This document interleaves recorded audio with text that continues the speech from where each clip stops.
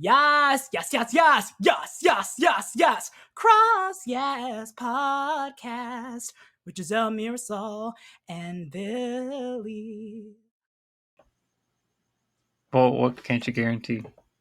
There may be people walking past every so often, so I can't guarantee that there won't be some external noises every so often. Oh, no worries. Outside of the room. Yeah, no worries. I probably won't hear them anyway. Okay. So let's go ahead and start. Welcome to the Curi-Yaas Podcast, a podcast that says yas to cross-dressing, sexuality, and gender. I'm your trans woman host, Billy. Today's special guest is from another country. So I'm staying up extra late or early, depending on how you want to look at it. So today's very, very special guest is Claire. Claire, would you like to introduce yourself? Hello, Billy, and thank you for staying up so late. It really is appreciated. I'm Claire. I'm a mid-50s cross-dresser, brackets retired, from the middle of the UK. So different country, very similar language though, so I think we'll be okay. Huh? I don't understand. I'm just kidding. I'm sure there'll be plenty of British idioms in here to confuse your US listeners. You would think so, but I made it through a lot of Sarah episodes. I think we'll be okay. Yeah, I'm not Scottish. It is vaguely English. Don't tell her I said that. No, she'll hear it. She'll hear it. Right, thank you. As I say, I'm Claire, mid-50s. I class myself as a retired cross-dresser because a few years ago, life circumstances changed rather a lot, which meant I've had to put this side of me back in the closet, possibly for good. It certainly has been a no Claire time for the last 3 years, and it's been difficult. But we'll get to that later. I suppose we should start at the beginning. Yeah. Sure. I mean, what does a retired crossdresser mean? I don't know what that means. It's a new. I understand like the purging and having to step away from like that aspect, but I've never heard of it in that term. It's possibly a flippant term more than anything. It means that the opportunities. I was totally in the closet. No friends or family know about Claire. The only opportunities I had to is enjoy the right word, to let out that side of me were on extraneous business trips with my previous job. I needed to work away 2-3 times a year, and I'd managed to basically add an extra 3 or 4 where I was able to be myself for a weekend 3 or 4 times a year. And I was able to do that for about 10-11 years. And then near the end of October 22, I'd been working for a company where every year getting rid of people was the norm. And 22, it was my turn. So I lost my job. And this is going to sound silly, but the very first, on learning that I lost my job, the very, very first thing that sprang into my mind wasn't, how am I going to pay the bills? What am I going to do now? What happens next? It was, how on earth am I going to dress as Claire again? And unfortunately, up to this point, I still haven't found an answer to that. I've not managed to dress now for almost 3 years, and it's been tough. Finding communities such as the Curi-Yaas community and the Discord have helped. It enables me to not present, but get that side of me out in a in a non-physical way. It's still inside me. It allows me to communicate as Claire to. Am I making sense? Does it? No, yeah, no. To me, it seems like you're trying to say that it's like you're being seen. You're being seen. You're Yes, being heard. yes. It's a way of expressing that side of myself without being able to physically express that side of myself. Which it isn't the same, but it certainly helps. It keeps the madness at bay, shall we say? Mm-hmm. So Mm-hmm. yeah, that's why I say retired. I haven't managed to dress, like I say, for 3 years. I like to be able to again, but the opportunities just haven't arisen. I'm extreme, like I say, very, very much in the closet and extremely paranoid about anybody finding out, which I'm sure I'll tell you the reasons for as we go through this. Yeah, let's find out. Yeah, okay. Right, hang Why are on. you in the closet so much? Can we pull you out of there? Can we open the door? Can we turn the light on? What can we do? Or what can you do? That's because in the end, it's got to be you to do it. Oh, absolutely, absolutely. Right, let's rewind 45 years maybe, 8, 9, 10, and I found a pair of tights, pantyhose, in my sock drawer. I'd always been fascinated with girls' clothes right from being very small. But I'm not taking it any more than that. Just, yeah, why they're pretty? Why don't boys wear those? And I assume it was just a mistake. The tights were put in there with my socks. But I was absolutely fascinated, and I had to see what they felt like. Mm-hmm. Mm-hmm. And the first chance that I got, on they went. And it's very hard to remember. Obviously, it's a very long time ago. So I can't tell you exactly how it felt, but I do know it had a profound impact on me. Whether it was, I certainly didn't feel that it was wrong. It felt right. It felt nice. It felt that it was before puberty, so it certainly wasn't a sexual thing. I can't say it was an exciting thing, but it felt that something that I definitely enjoyed and needed to do again. Mm-hmm. It's a common story. Everybody has, a very similar story, and it sort of progressed there into skirts, underwear, and obviously as I got into my early teens, um, dresses, tops, every opportunity that I could.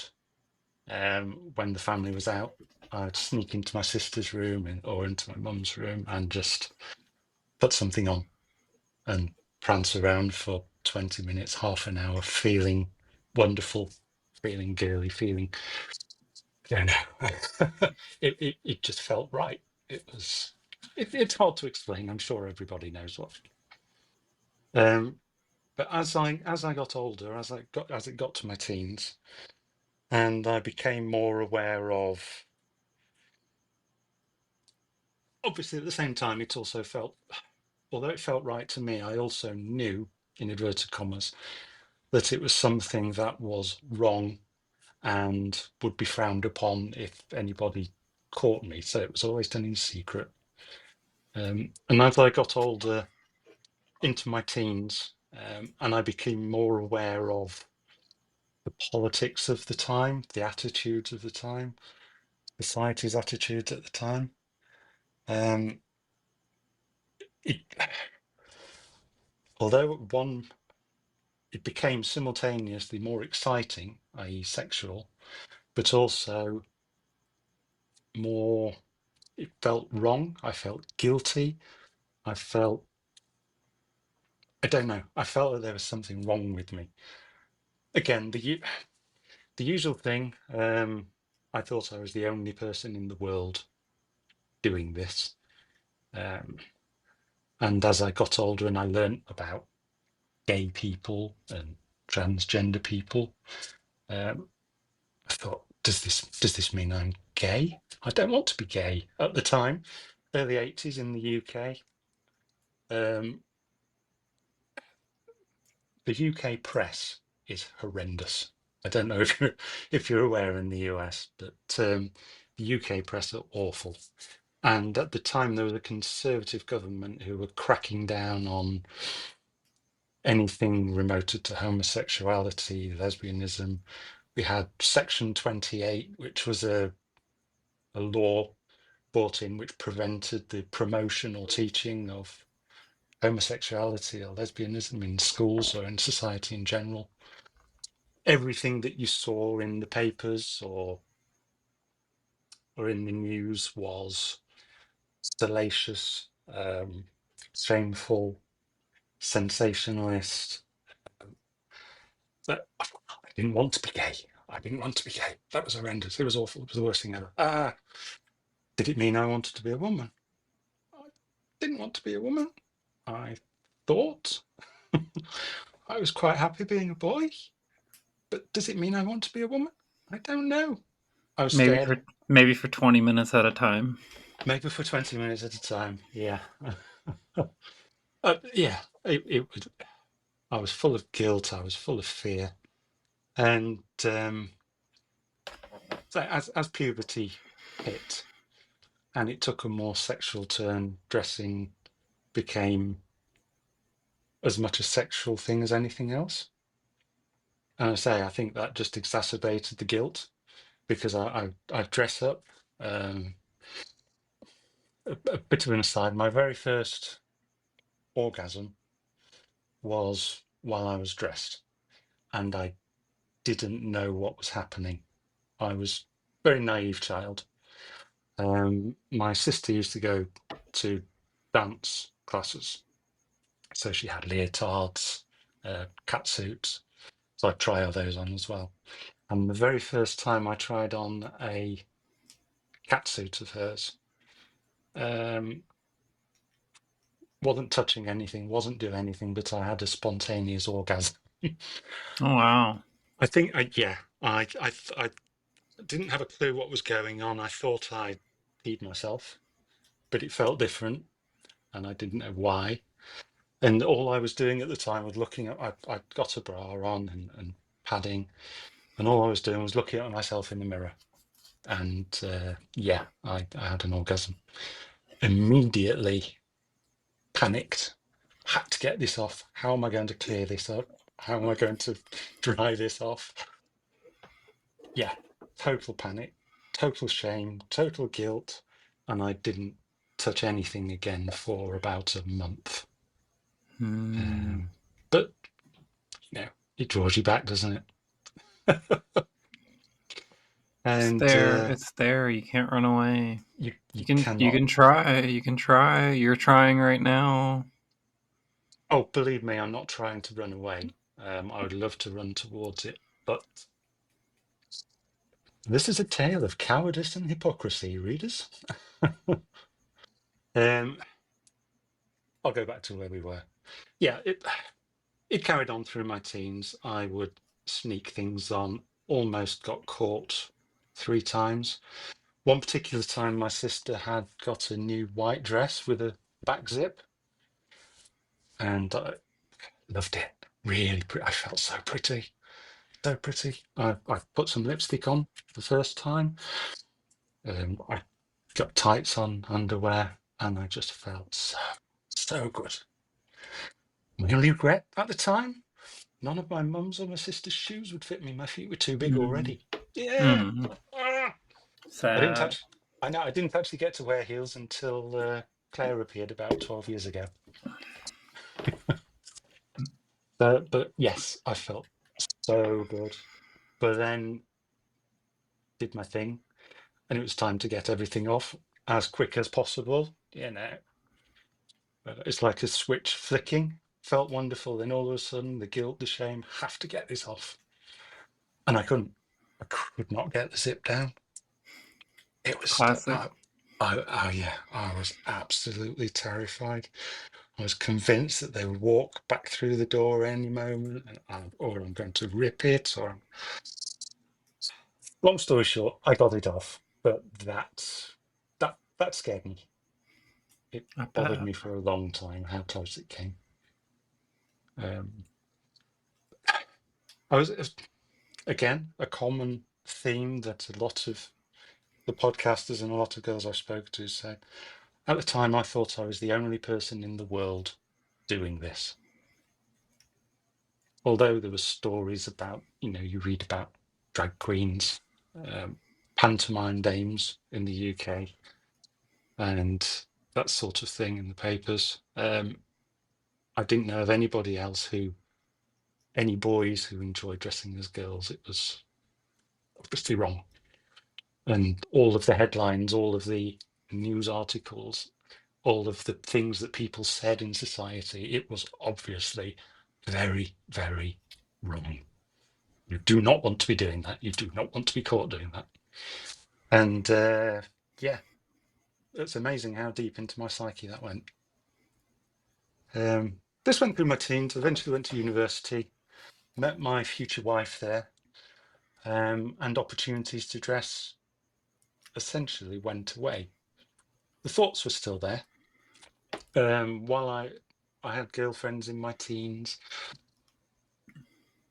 I wanted to broach the subject, never could. While I was having sex, I would imagine myself as the one being penetrated, imagine what it would feel like. But I never had there was never any attraction to boys or men at all. So I knew I wasn't gay, but I didn't know what I was. It was confusing. So yes, anyway, back to university, met my wife. We were living in shared accommodation, so opportunities, again, because I was so paranoid, never arose. So the dressing petered out, and I eventually married my wife. She already had children from a previous marriage. And then my life was taken up with making a home, raising a family, career, everything else. And effectively, it all went away. And I thought, that's it, it's gone. It was obviously a teenage phase. It's gone away, never to return. So I never brought it up with my wife, never broached the subject because that was in my past. Doesn't matter. Gone. It hadn't, had it? No, told myself that before. Yeah, it hadn't. As the kids got older, as things got more settled, and the internet arrived, I think, which is possibly a massive turning point. The first time, the apocryphal story, the first time someone gets on the internet, the first term they search for is sex. No, first term I searched for when I finally got the internet was cross-dressing. I have no idea why. Or probably transvestite, as the terms were at the time. I don't know why, but I did. And there were more people out there that felt like I did back in the day. And I realised that I wasn't actually the only one. Yeah, that was an eye-opener. Were there any specific sites or people No, that you remember? there was. God, this was back in the days of GeoCities, and there was a story site, Fiction Mania. I think that still exists. TG Galaxy, I think, was maybe one. And they were mainly individual girls' sites from back in the day. So yeah, I realised I wasn't the only one out there. And although the feelings I've not felt the need to dress or anything like that, I always felt that flush in the cheeks. If ever anything came on the TV about drag queens or someone had been caught exposed wearing their girlfriend's pants. I could always feel myself redden in the cheeks, thinking, "Oh God, can people see that?" Yeah. So it was still there, but not on the surface. It was buried, buried deep. But the internet and seeing that there were others out there, it slowly brought it back. And I started joining groups. There were Yahoo groups back in the day. They no longer exist. Where people would post, obviously, quite dodgy photos at the time. And I think I found Flickr and searched for cross-dressing trans groups on there. And yeah, it brought all the feelings back. And it slowly built to the point that at the end of 2010, I just had to do something about it. I don't say anything to my wife about it because she'd made it plain from previous conversations in earlier years that she did not approve of that sort of thing. That was obviously a deviant, very deviant behaviour. So that I can't say anything. So in secret, I managed to find a lady reasonably locally who provided makeovers. So yeah, heart thumping out of my chest. I made an appointment. She gave me a makeover, put me in some clothes that obviously didn't fit because I'm ridiculously tall. And yeah, it was like I'd like I had an epiphany. The genie was out of the bottle, basically. And after that, it was not going back in. I felt home, if that makes sense. It makes total sense. I felt like all of the weight of the world had lifted from my shoulders. It felt natural. I didn't feel ashamed sat there with Julie, the lady in question, the first person who'd obviously ever seen me wear anything. She just made me feel so welcome, so normal, and it flipped my world upside down. And yeah, that was it. Special shout out to Julie, by the way, because as things progressed from there, I could not have done what I did do in the last 12 years without her help. Julie's house was where I kept my clothes. She washed my clothes for me. She gave me support. She gave me help. And I literally would not have been able to do any of this without her. And for that, I'm eternally grateful. She changed my life. Shout out to all the Julies out there. Absolutely. Her husband was trans and he transitioned fully about 6 years ago. They had to downsize to a smaller house, and unfortunately, they can no longer store my clothes, so they're all in storage now. But I still keep in touch. Wonderful, wonderful human being. Everybody needs a Julie, definitely. So yes, so after that experience, I realised I had to do it again. But obviously, the clothes didn't fit, so I asked, could I try buying a few things myself? At the same time, which she totally agreed to and had them sent there. At the same time, I started talking to other girls on various websites.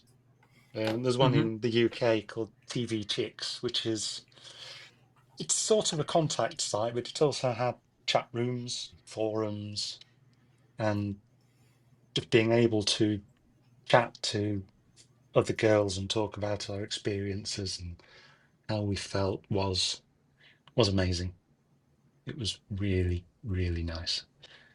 And I made a couple of really good friends on there. Another one of which I need to give a massive shout out is Sarah. A lot of the photos that I post that were taken that I post on the Discord and elsewhere were taken by Sarah at Sarah's house. Mm. She also dressed and she also knows a way around a camera. And yes, she allowed me to go there. She let me dress. She took photos. And again, I couldn't have done any of this without her help. So yeah, still in touch with her as well. Shout out Sarah. Shout out to Sarah. The other thing with Sarah, and I think the reason we both got chatting initially was because we also had very, very similar thinks, Mm-hmm. which we may go into later. Please, let's do. Okay. I've always had a. We'll go on to that later, but yes. So yeah, that's where Claire came from. I started to build a collection of clothes, realised that nothing was suited, nothing fit. You couldn't get anything off the rack that would fit. I'd always had an interest in shiny clothes, the aforementioned catsuit, for example, and I think Batman Returns, the 1989-90 film, Mm-hmm. Michelle Pfeiffer, Mm-hmm. Catwoman, that shiny catsuit. Yes, that had a rather profound effect on me. Mm-hmm. Mm-hmm. I'd I'd always had a thing for tight, shiny clothes. I loved the look of latex clothing. I wanted to know what it felt like. Um, Sarah was also into the latex. And I was fortunate enough that there was a shop near to Sarah's, Cat House Clothing, big shout out, which manufactured latex clothing, but also provided a made to measure service. Result. Regardless of whether it was latex or not, it meant I could actually get clothes made that would fit me. Mm-hmm. And that was, oh, it was so good to actually put something on where the waist was at the waistline and the boobs were where the boobs should be and the hips were in the right place. And sleeves actually went down to my wrists instead of just below my elbows. It was a wonderful thing. So yeah, I do love the latex clothing, but part of the reason for having such a large collection is because I could get it made to fit me. Mm. I know you're tall yourself, Billy, so I don't know if you have quite the same issue. Oh, definitely. I just deal with it and wear stuff that doesn't fit me. I just flood everywhere I go. Yeah, yeah. You know, facts of life. Do you find tops are more of an issue than anything else? Tops being long Um, enough. you know, I used to. Mm. Um, before the hormones and stuff, but once I started taking hormones, like all of my lady clothes just started fitting better. That would certainly help. Absolutely. I mean, like my pants Ah. are too short, but like to be honest, I like wearing shorts anyway, so I'm okay with it. To be fair, I'm 6'9", as you know. I can't get guy pants, trousers that are long enough, Mm-hmm. so yeah, I feel your pain even without the femme stuff. So yeah. Ah, where were we? Oh yes. Oh God, I've completely lost my thread. Sorry about that. No, Where was I? you were talking about you had a lot of latex because it was more or less made to order, like Ah, for yes, yes, size yes, purposes. yes, yeah. So I'd gone to Julie's a couple of times. I'd started going. I built up a small collection of clothes. So the aforementioned work weekends, I would go to Sarah's and dress and take some photos. and mess around with bondage and other such things, which had always interested me also from an early age. But I felt that not that I was getting frustrated, but that I needed there to be more than someone who just dresses in a room, takes photos, and then disappears again for 2 or 3 months. But it was a combination of absolute terror and excitement and need that I decided to go out. I decided I had to get out somewhere. I had to put myself out in public, in inverted commas. And the safest place was, I thought, a LGBT club. And there was on the aforementioned forums, there was often girls talking about a place in Milton Keynes, a town in the UK, middle of the UK, where they had a monthly trans night. And to me, that seemed an ideal opportunity. So,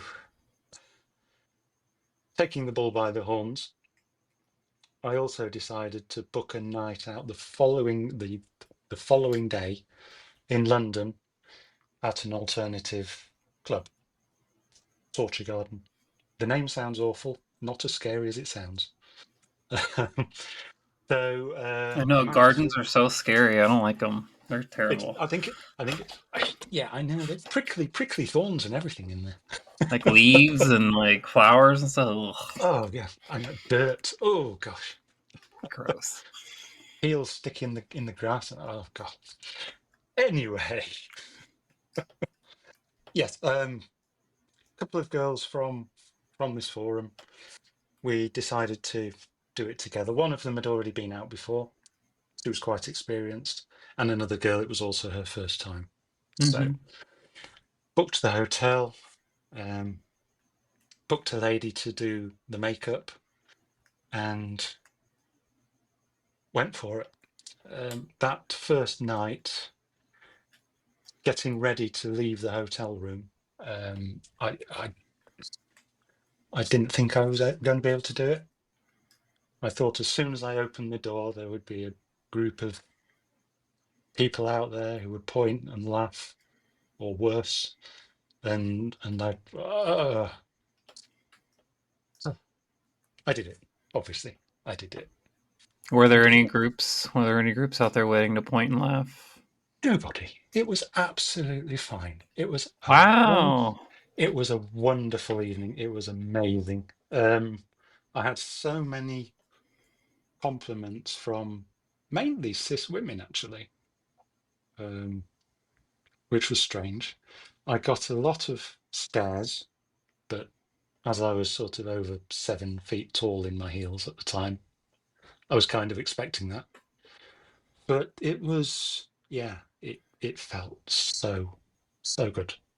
I thought, this is me. This is me. Why haven't I done this before? Why have I waited till I'm 42 years old to do this? Yeah, great night. Drove to London the following day with another friend, Lisa, who I'd met on FetLife and met at Sarah's, mutually met at Sarah's. And she was also into the kinky stuff, so decided to go to Torture Garden with her. And that was my first night out, taking a taxi, going into McDonald's, head to toe in latex. And again, wonderful. Lots of stares, no doubt lots of comments, but I didn't care. It didn't matter. I found, and I found since then, the easiest way to deal with people is rather just be confident. Don't look down, don't look ashamed. Just look them in the eye and smile. And it's amazing how many people smile back. I've never had any issues when out and about. It's a wonderful thing. So yeah, I got the bug.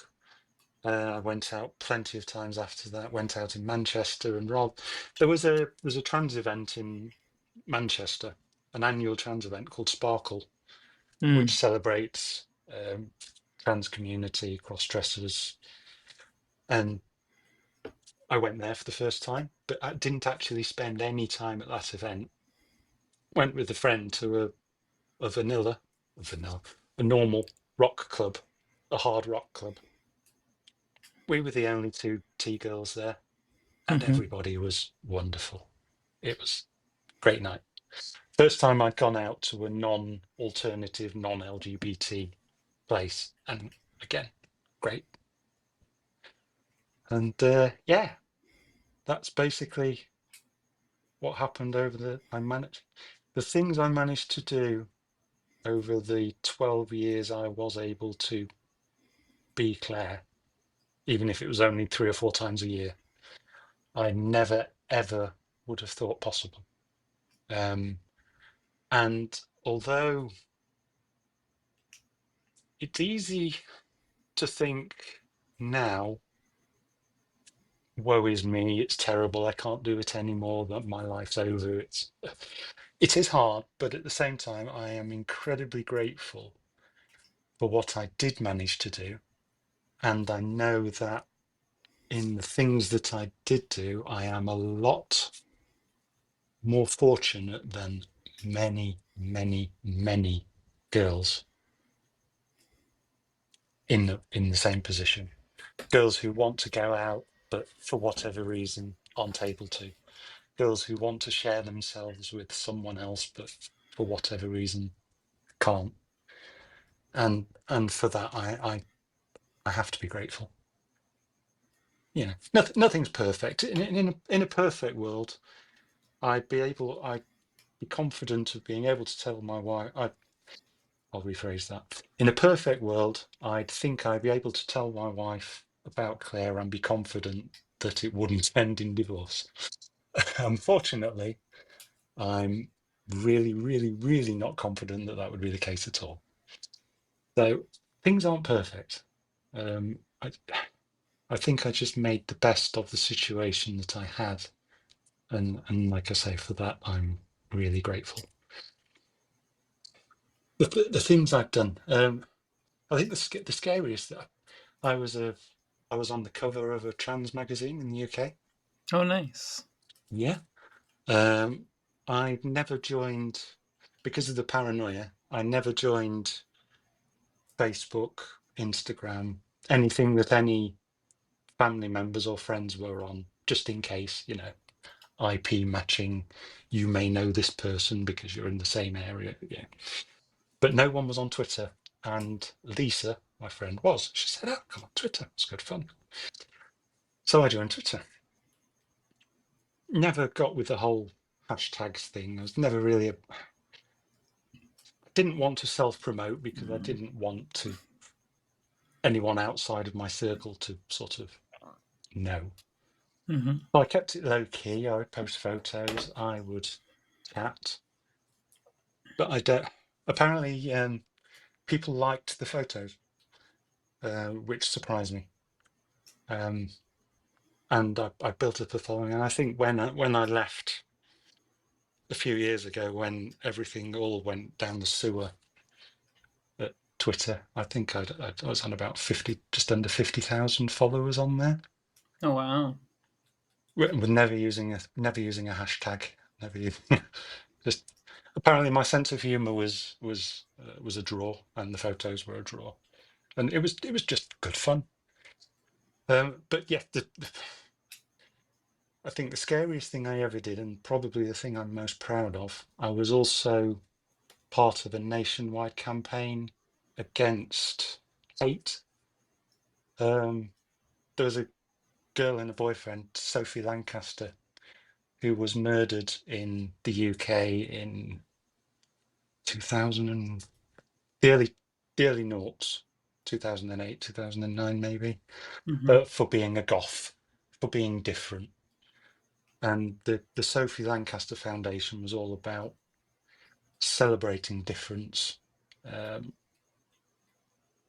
And yeah, we had photo shoot with me, a couple of rubber enthusiasts, goths, alternative people who would normally get opprobrium and abuse and whatever. And yeah, was part of a nationwide campaign for that, which was amazing. Sounds amazing. Yeah, How do you it, go from being like some moderately fairly pretty visible to like retired?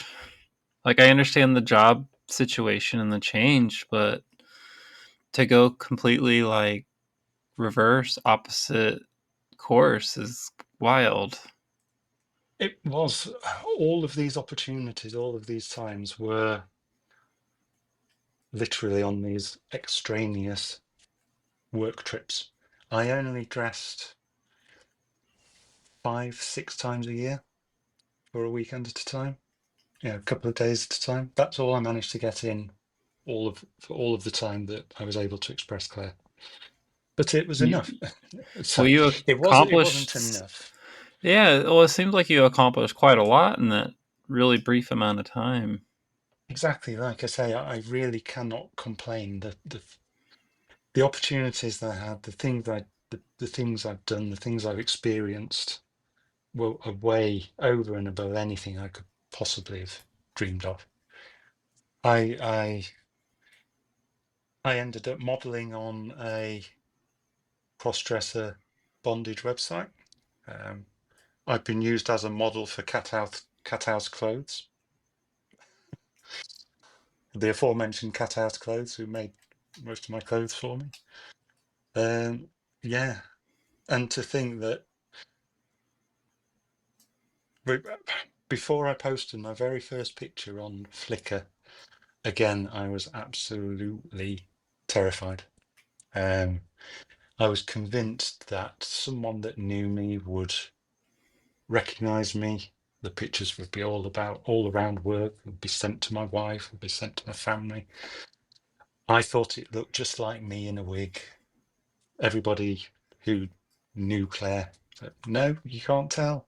But I was convinced that it's just boy me with some lipstick and a wig. They persuaded me to post. I wouldn't have posted any pictures if it wasn't for Sarah, Lisa, Rachel. And yeah, I did it. And strangely enough, the sky didn't fall in, which was weird. It took me a few weeks before I plucked up the courage to post another one.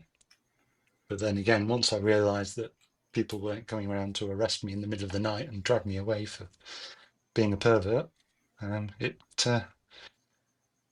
just went from there. Had some very, very good times. Well, you never know. You might have some more times in the future. Maybe, maybe. Unfortunately, my new job doesn't have any travel, and so I'm not going. I'm not going to push it. I've always been extremely, extremely careful. It it's strange. I know it's hypocritical, and it's probably cowardly for not saying anything to my wife as well. But it is. I've been with her for 23 years before Claire appeared.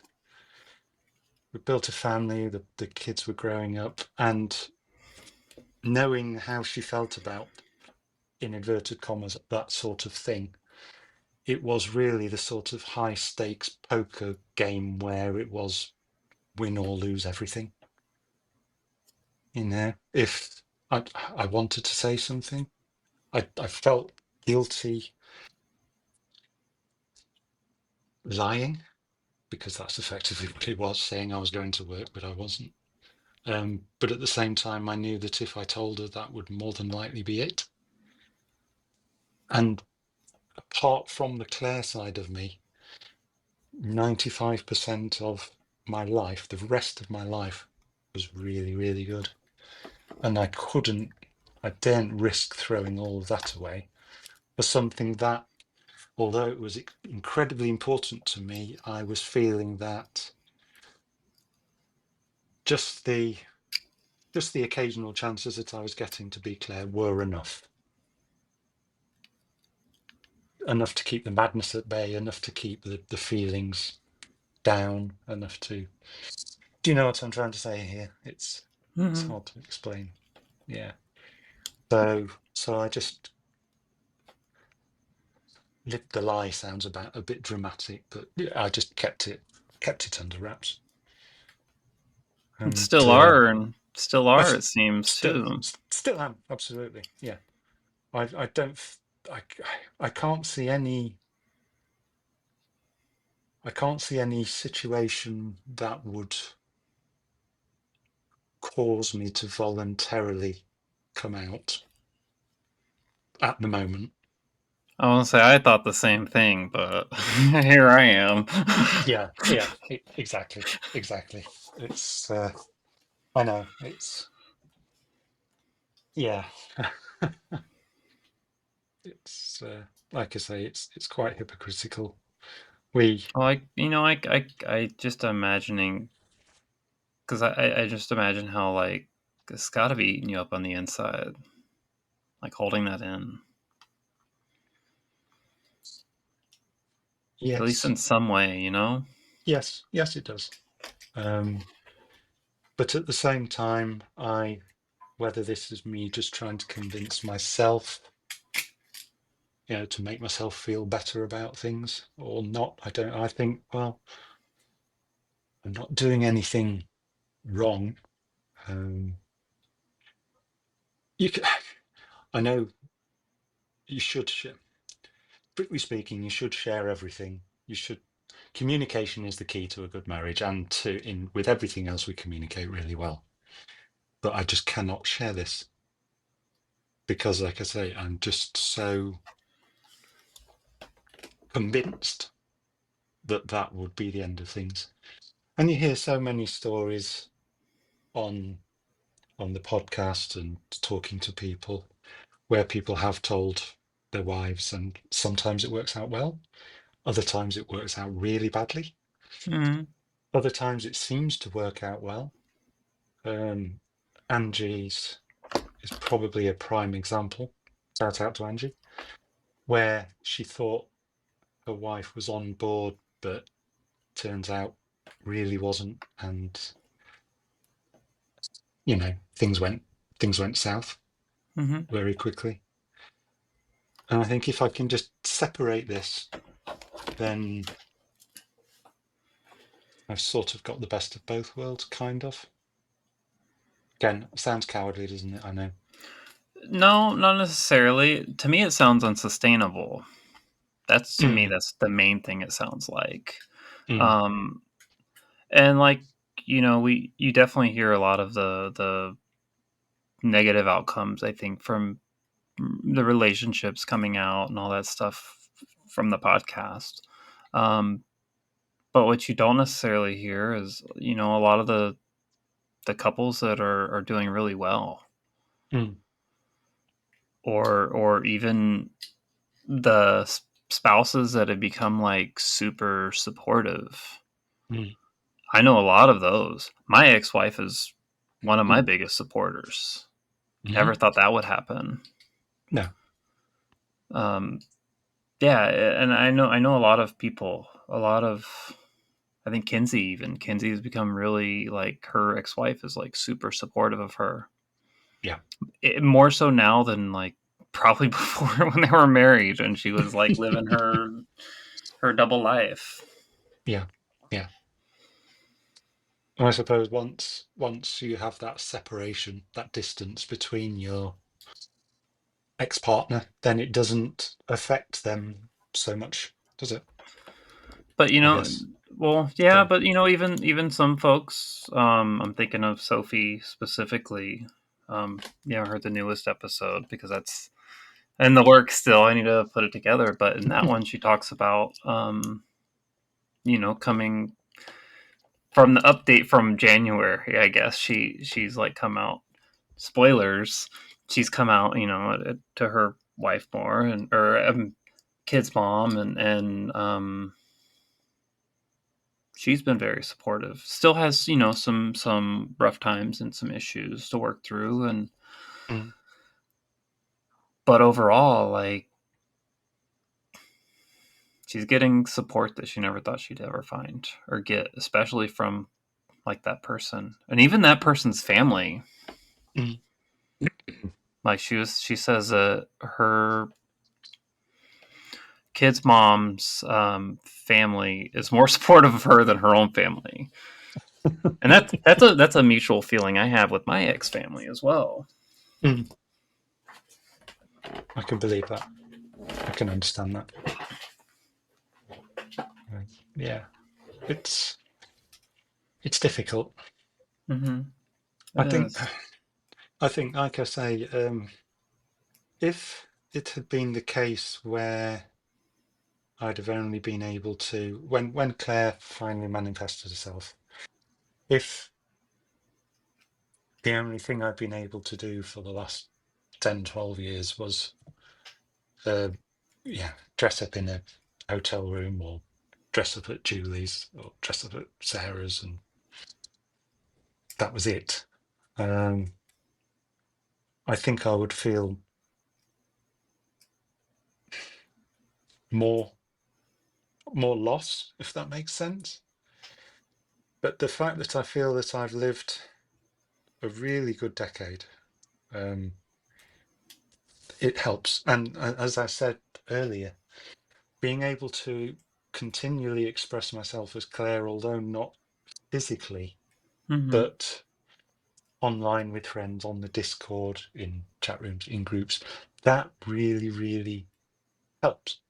Oh yeah, It's keeps her alive, keeps her real. exactly. I've kept the whole hairless body thing going on. That helps express the femme side of me. I still shave my legs. I've shaved my legs since I was 12. I used to do cycle racing a lot, and then swimming. So great excuses to shave everywhere, and I've kept that going. So that's nothing new with my wife. I shave my armpits. Just that process makes me feel more femme, ridiculous as it sounds. Mm-hmm. So although not got the boobs, not got the clothes, not got the hips, I'm able to still express the femme side of me physically, but without anybody knowing. Does that make? Am I It making any makes sense? no, it makes total sense. It's also kind of sad to me. I appreciate that. I I think realise it's. especially like with, you know, my recent like 4 years of like coming out and being the person that I am, and having the experiences that I've had, and just the interactions that I've had. Like, yeah, it's kind of sad to me. Mm, like I say, it's not ideal, but I'm not prepared to risk. I'm getting on in years. I'm no spring chicken, and as I say, I've been with my wife for 30 odd years now, 35 years now, and I Hmm. don't want to throw that away or risk. I know Of course. doing the Claire thing was a risk, but I think saying anything and coming out is a much, much bigger risk. Um, I don't want to risk the rest of my life, if that makes sense, for something that I can, again, although not perfect, I can deal with, I can cope with. So, yeah, I try to be as pragmatic as possible in life, which generally means compromising on the things. For And I sure. think, yeah, I think you have to compromise. Otherwise, you if you're forever chasing the perfect, you'll never ever be happy. It's true. What compromises the other party do? In what Because respect? compromise is a two-way street. It is. So if It you're is. doing do you do all the compromise? No. She No. Okay. compromises with my other hobbies. She lets I me. only ask because I know that that is a common thing that I do kind of see. No, she's very good. She's very, like I say, she's a strange combination of socially conservative, but quite liberal in everything else, which is strange. Hmm. Open-minded in most things, but just I don't know if it was her upbringing or what, but things around sexuality, gender is very I wonder what Oh, that's about. I don't know. I've never got to the bottom of it. And to be honest, I've never really tried delving that much because that would involve, questions the other way, I guess. Right. Like I say, the few brief discussions that we have had where I brought the subject up, the reaction left me in, no doubt that going any further with this discussion would be a very bad thing. So it is what it is. Yeah. Anyway.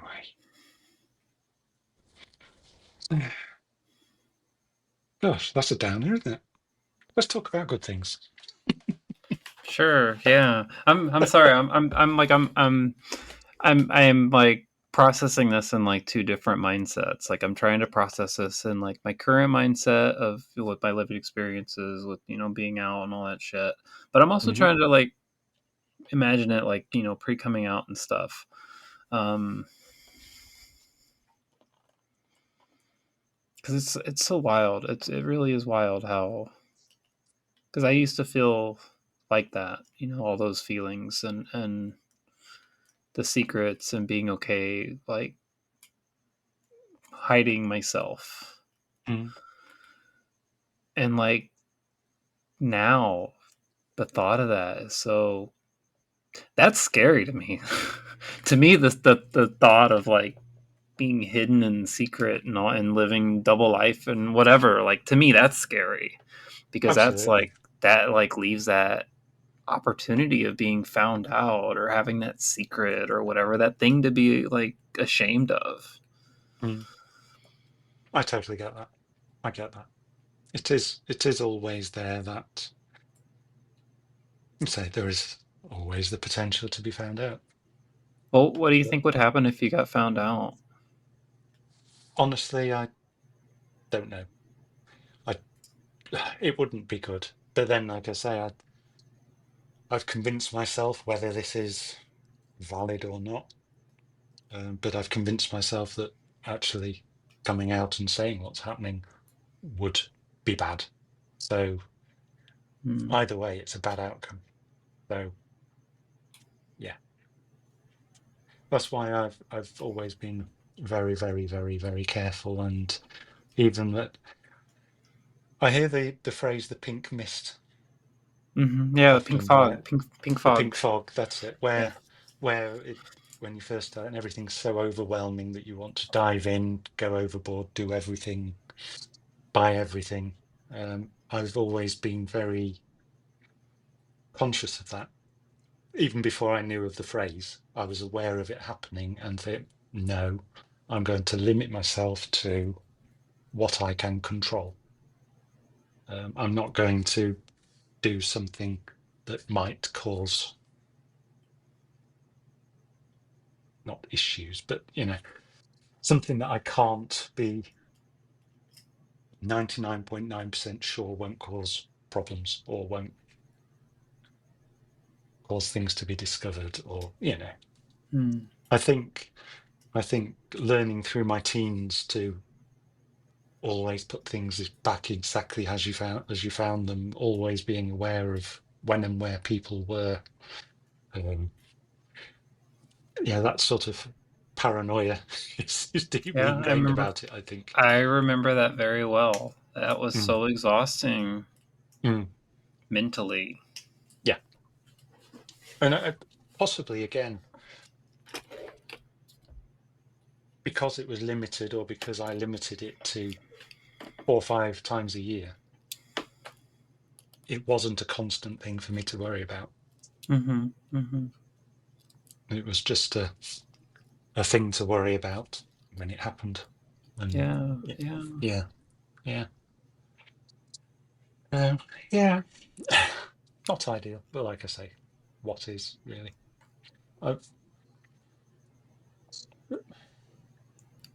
you can have your in an ideal world, you know, I would be able to express care to anybody and everybody, and it wouldn't be a problem. But it's not an ideal world, unfortunately. You can try to make it as ideal as you can, but yeah. I'm trying pretty damn hard. Actually, I'm not trying at all, and it's just kind of falling into place. I think I mentioned on your after your podcast with Sophie, where just your sheer bravery in doing what you did, moving from Texas to California, just brand new life. It's just, yeah, amazing. I had to. I had to do that. Yeah, yeah, There was no life back then, yeah, yeah. and like D- the life that I've gained is so incredible. Like not just not just not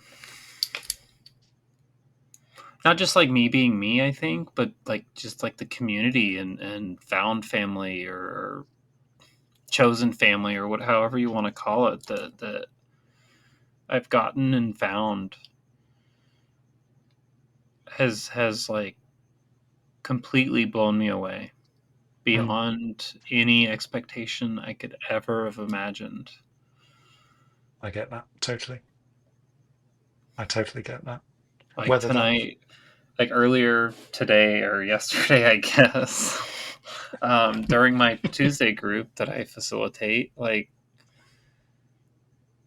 I've been doing that for almost 2 years now, and like seeing these people in my group, like it's just so heartwarming. It means so much to me. mm, Never was a possibility before. yeah, I think having that support, whether it's a physical support, support groups, or online support, as I mentioned before, the Yeah. Discord or chat rooms, or it really, really, really does make a difference. Oh yeah, yeah. No, the Discord is really what helped me out probably the most. Yeah. Um, let's see, 4 years ago, the Discord was sort of just starting. It was maybe a year or two old at the time. Yeah, we were video chatting on there, like 4 or 5 of us every night for Mm, like 5-6 hours a day, and or every night, and every we were just like very open and honest about every single thought and question that we may have had, yeah. things that we didn't see online that may have come up in our heads, and a few of us really like unpacked a lot of our stuff, and I know I'm very very grateful for all the support that I've gotten on the Discord server. Been very Absolutely. vital, very Mm, very vital for helping me not just get here but also just survive. mm. Yeah, I totally get that. And I know your situation is very different to mine. Your way, say your situation isn't even comparable to mine. But I do totally understand the support, the online and the physical support. It really does make a difference. Mm-hmm. And while we're here, just a quick shout out to the Discord. Yeah, yeah. Let's do a little commercial for the Discord. Yeah, since I joined, almost immediately, Kathy and Kasha, Girl in Boots, messaged me, and I've just been made to feel so welcome right from the off. Um, as I say, Kathy, Kasha, Angie, Gigi, Tommy, Sarah, Kenzie, Amelia, yourself. Apologies if I've missed anyone else out, but it's just been so welcoming. The only issue I have with it, and this was brought up by Sophia Stiletto back in her pod back in the day, was because I'm UK, it's a very much US time zone server. So apart from myself and Sarah, everyone else is different times. It's very quiet most of the day, Yeah, you which need is to unfortunate. get everyone over there joining in. Exactly. Build So up that time zone. absolutely. So if you're still listening, Sophia, get yourself on UK time. We're there. Yeah, if you know anyone, if anyone over there is listening, like if you want to join the discussion and maybe meet some friends, maybe talk some of your if you have anything that you're working through, you want to talk it out, like it's a great place to do it. And the way you can find the Curi-Yaas confidential Discord server is going to Curi-Yaas.com, CROSSYAAS.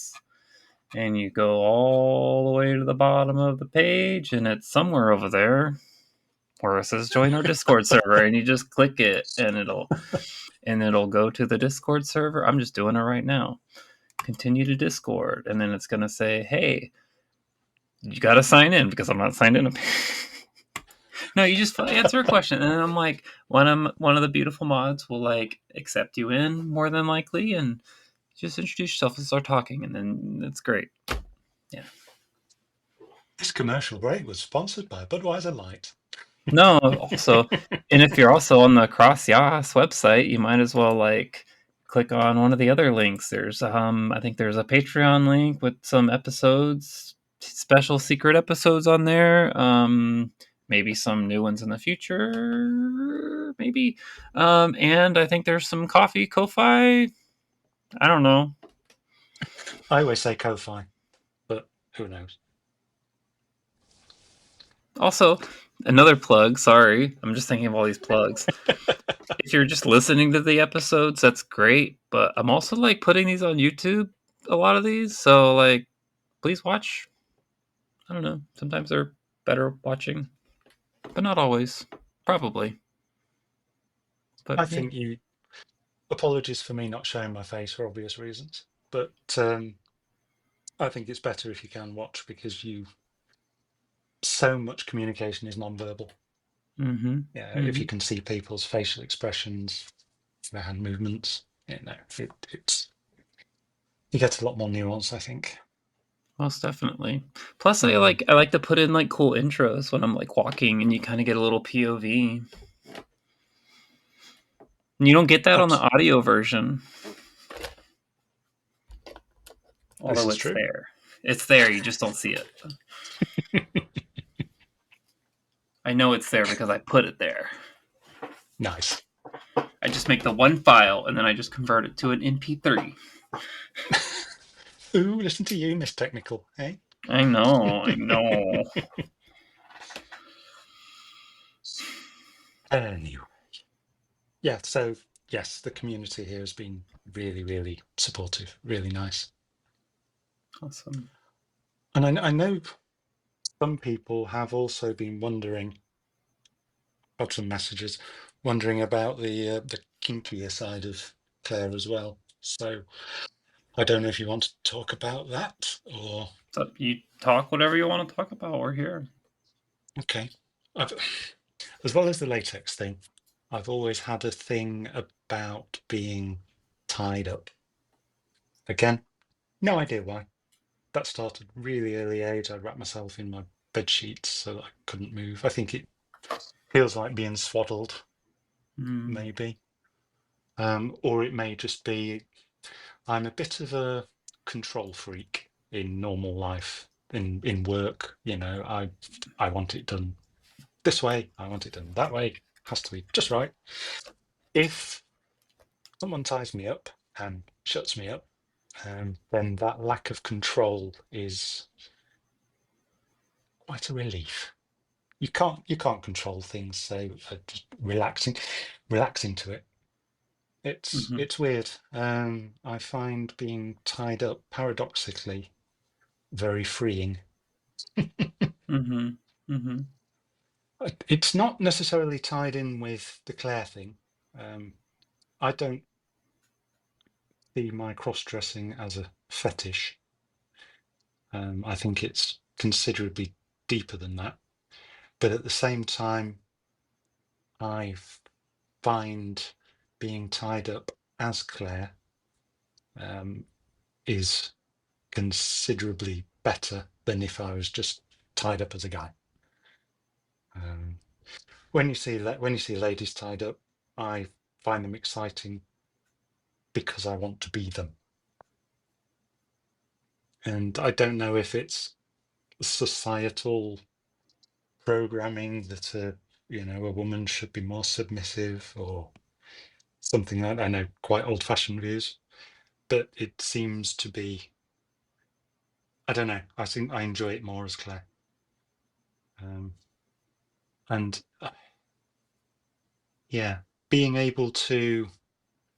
A lot of this is a lot of the dressing, a lot of the bondage is down to trusting another person, whether that's trusting them not to out you or. But when you're indulging in BDSM, for want of a better phrase, it's all about consent and it's all about trust. You have to trust the other person, and I find that very, very freeing.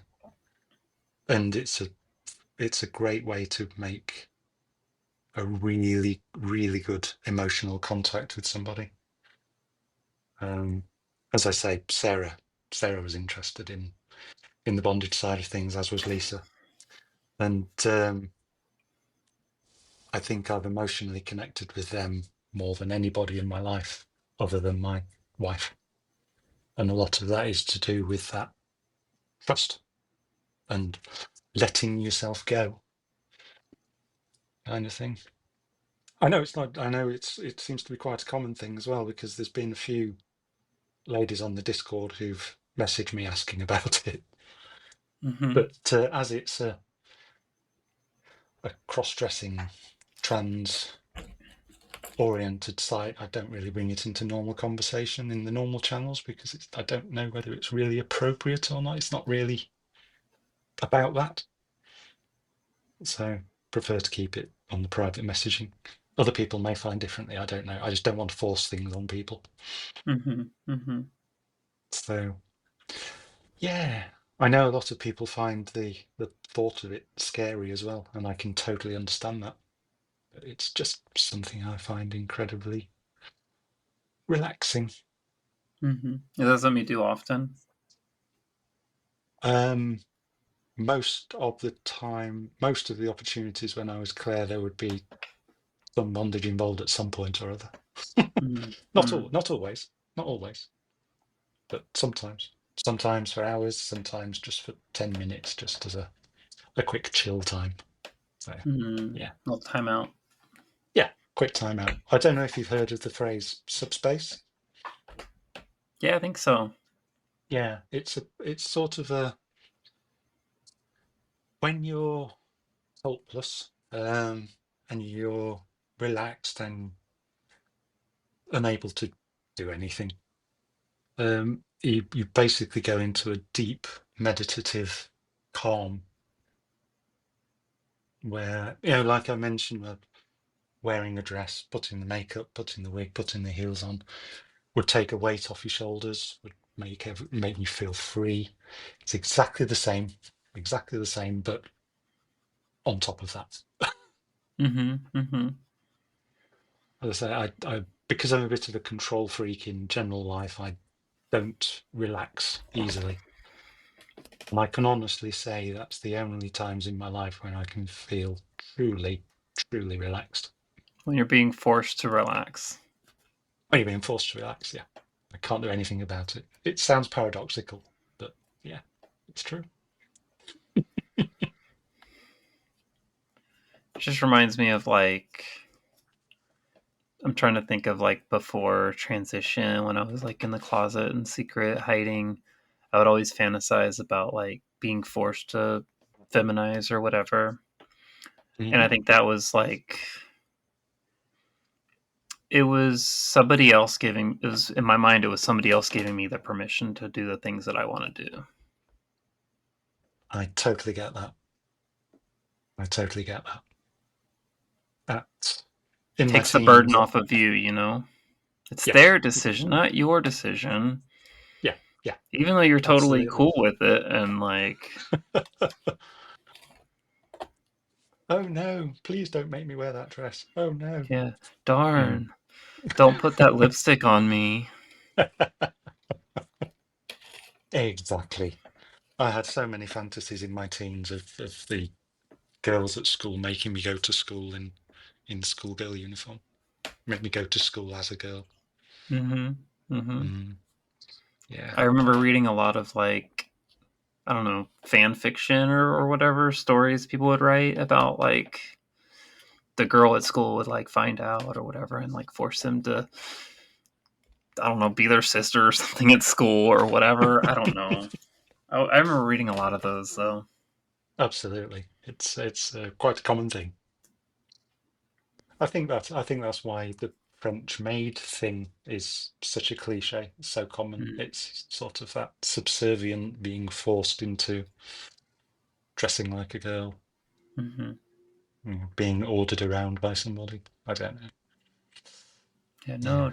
Oh no, don't stop.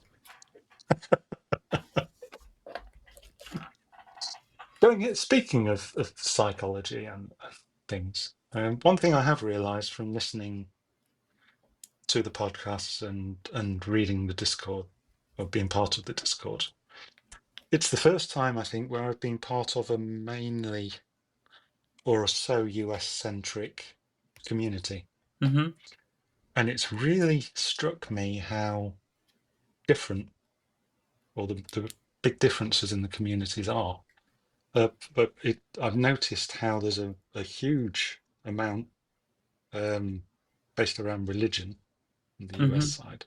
Yeah, UK very secular, never comes up, but there's a lot of religion based talk and things on this side, and also therapy. Yeah, Americans have been having therapy for years. We always used to joke about it over here, and it's never been a thing really in the UK Mm-hmm. until very recently. Mm-hmm. So I do wonder sometimes if I'd have been born 15 years later, if I was growing up with the internet, but in a slightly better social environment than I did, how things would have been different for me. Because I don't know, my height has always been a stumbling block as well. I'm never ever going to pass, ever. What's passing? What's passing? Well, I'm never going to go under the radar. People stare at me as a guy walking around. I'm never going to go under the radar as a girl. Um, so I invite stares. And as Claire, That, that and that's kind of where I was getting at. Because mm, I'm very big on like visibility and stuff, and is mm, I love that I'm a very visible trans woman. I'm not yeah, as tall as you, but I'm still pretty tall, and I definitely still stick out. I yeah, love that I'm visible. I've been yeah, told by so many like mothers who have trans kids that have like stopped me and like told me, "Oh, my kid saw you," and they got so excited to see you and to see that representation. mm, Um, so I love that fact. I don't want to pass. To me, that's just more hiding.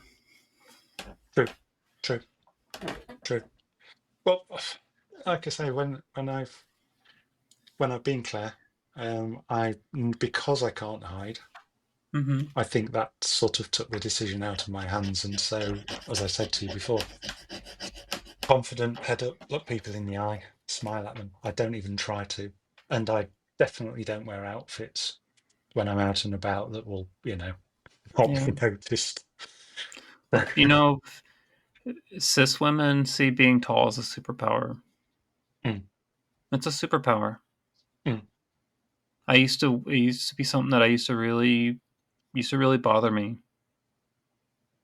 Not anymore. That's good. That's I really, mean, really good. would I still like to lose a couple inches? Probably, yeah. Mostly for clothes fitting, but Yes. like, I don't know. I go to people's houses and they're like, "Hey, can you do this thing that I can't like reach ever?" And then I'm like, "Yeah, can you tie my shoes?" And they're like, "Okay." I get that so often in supermarkets. Can you just reach this from the top shelf? Can you just get, And then back to the religious thing and therapy.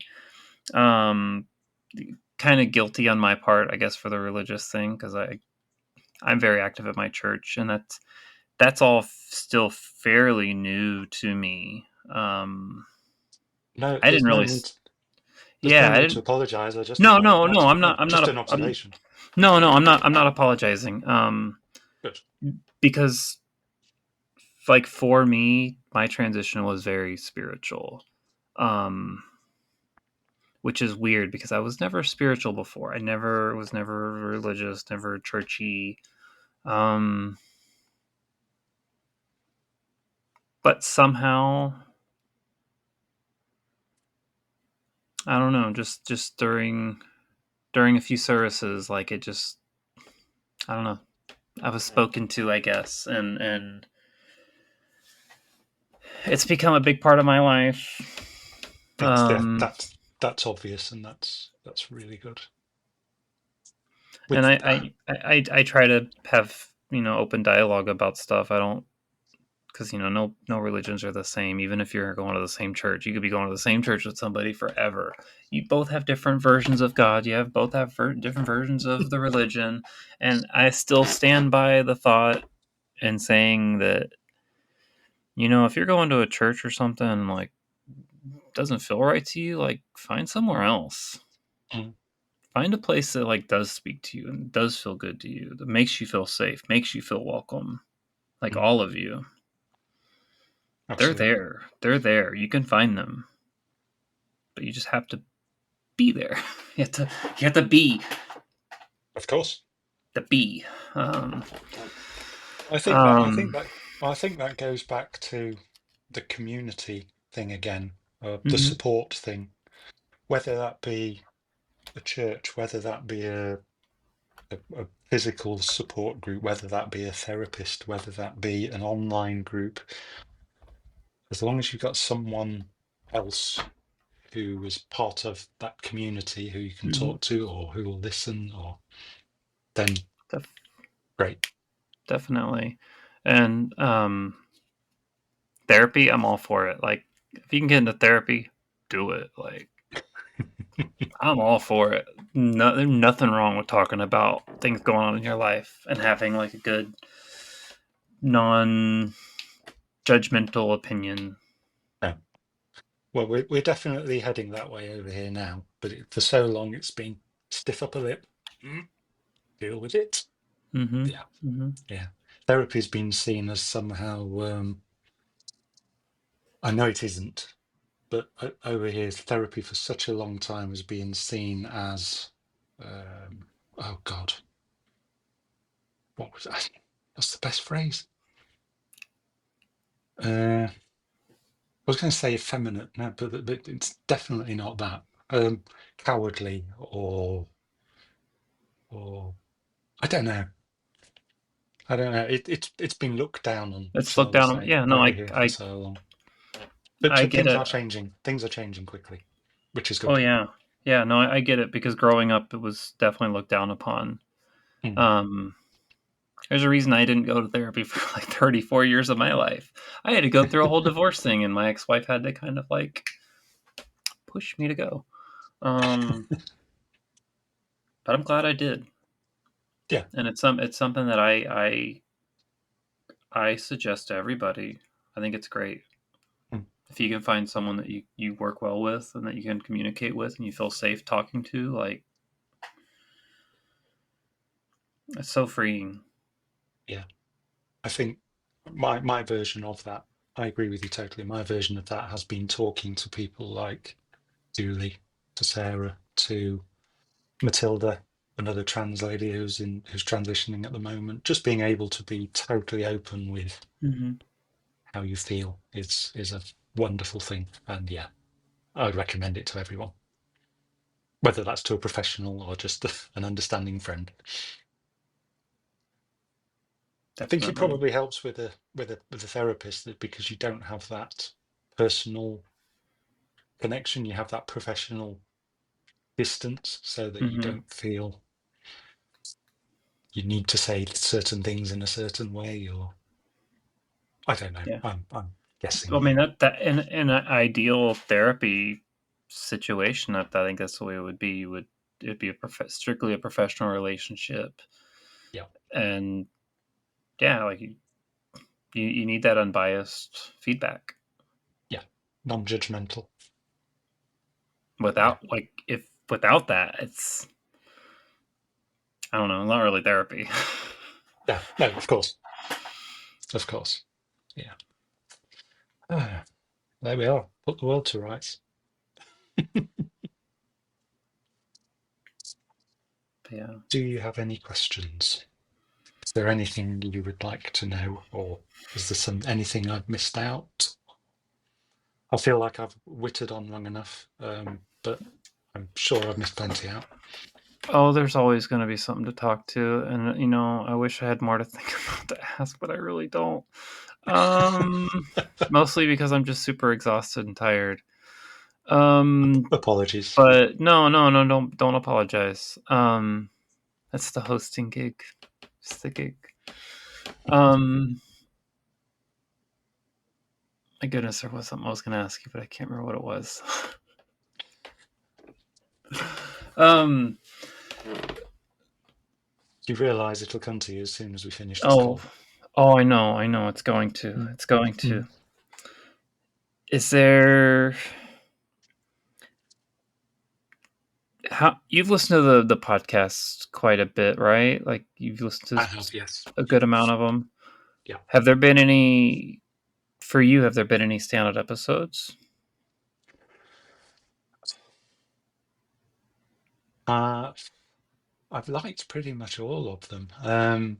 There are a few that resonated more than others. I know Angie's did for a start. Sophia, possibly just because she's UK based. Stiletto. Yeah, I think there are parts of every episode that have bearing on how I've felt at certain times in my life, and experiences, and that feeling of isolation, that feeling of guilt, that feeling of not being normal, that feeling of, at the same time, that feeling of freedom, that feeling of confidence, that feeling of loving who you are and hating who you are. I think it's a common thread through most of them. I must admit, I've concentrated more on the episodes with cross dressers as opposed to trans women, people who've transitioned, because it's probably more relatable. Yeah, they're the ones I went through first because probably more relatable to my own situation. But I've certainly gone through quite a few now. I've gone through yours, Sophie's, Kenzie's, Said, Tanya. Yeah, a few other. Titania, yeah. Titania. So, yeah.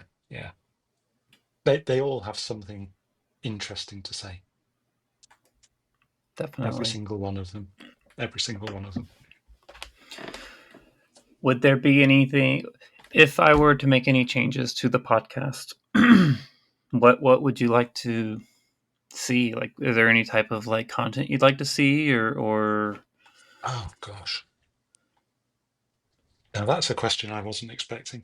If you'd have given me 12 hours to revise. I mean, and this question goes out to all the Curi-Yaas listeners. If there's like some episode format or something y'all are interested in, like, let us know. Gotcha. I don't know. I think you do really well in just letting people talk. Don't know. It very much depends on the guest and how talkative they are. I know I struggle and I can sometimes waffle, No, you're and great. You're sometimes, great. thank you. I sometimes need leading by the nose to another subject or to get a bit more out of me. But the format itself, I think, is great. It's just a chat between two generally ladies talking about their experiences, their lives, how they feel, and Mm-hmm. what else. What else is there really? It's all about the people and who they are. If it gives you an insight into someone else's life, someone else's experience, and how someone else feels, then we should have more of that. But to be honest, Well, if I would love to have more representation from that side of the world. So, if you know of anybody, send them my way. Get them in touch with Sophie to schedule some times, and let's get some representation. Let's get some more stories in here. Because my my limited ability of people around me is somewhat limited. So if you know of anybody, please.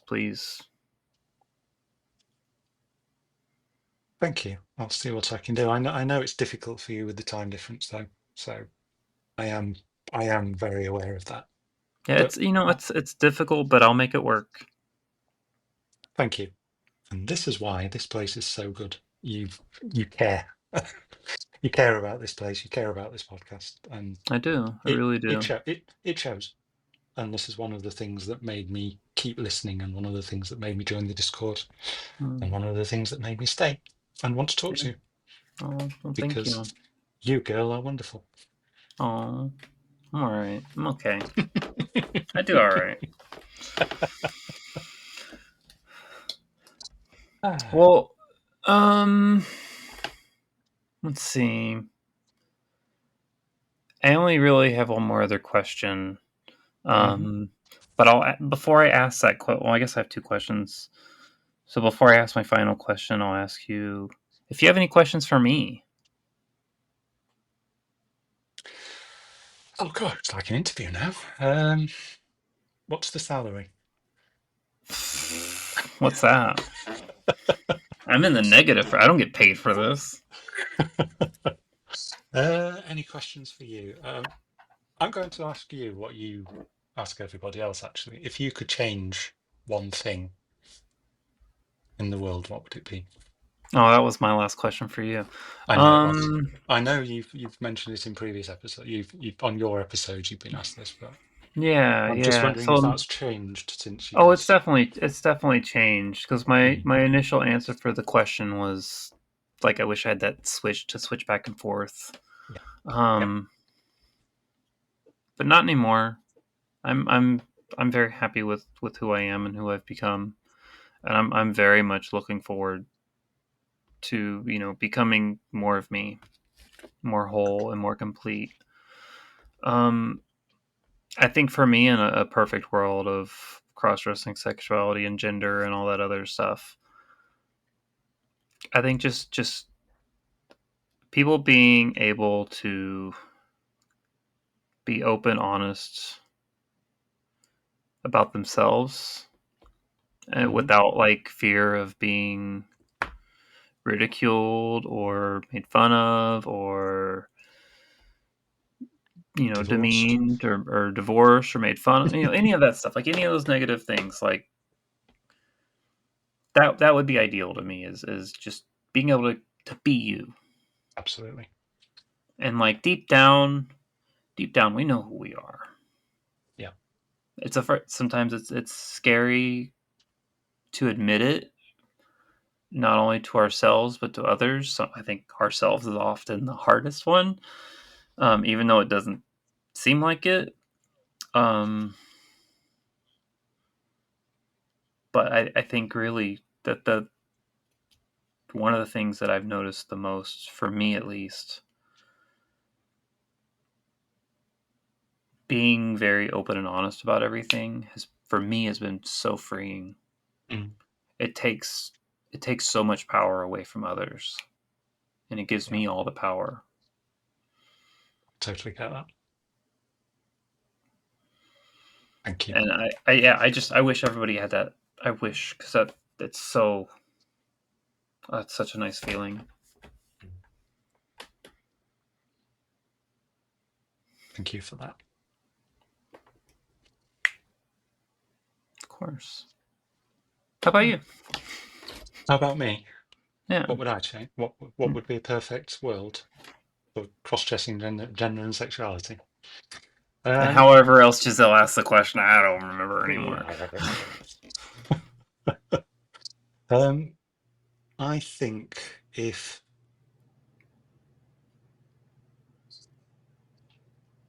everybody had a lot more empathy, if everybody had a surfeit of empathy, the world would be a very, very different place.